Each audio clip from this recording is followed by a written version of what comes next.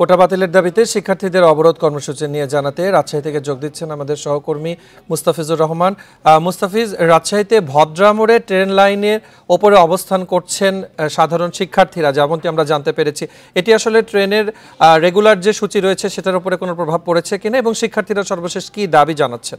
এখন জন্ম সনদ দিয়ে খোলো বিকাশ স্টুডেন্ট অ্যাকাউন্ট, নিজের বিকাশ নিজে কর।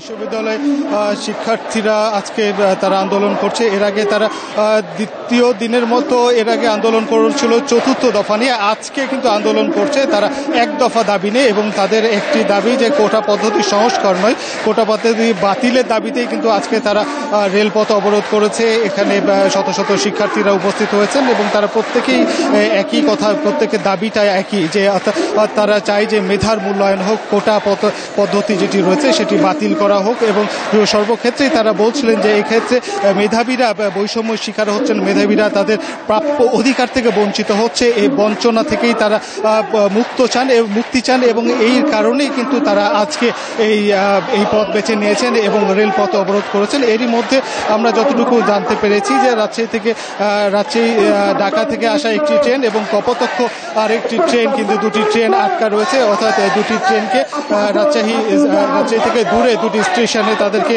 রাখা হয়েছে। এবং এক্ষেত্রে শিক্ষার্থীরা বারবার বলছিলেন যে তাদের এই দাবি আদায় না হওয়া পর্যন্ত তাদের এই আন্দোলন অব্যাহত রাখবেন।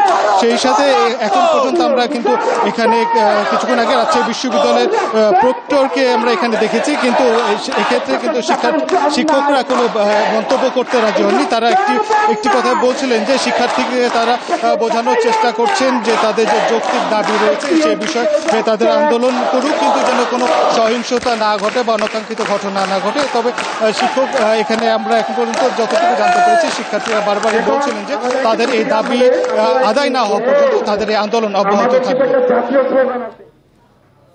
রাজশাহী থেকে জানাচ্ছিলেন সহকর্মী মুস্তাফিজুর রহমান।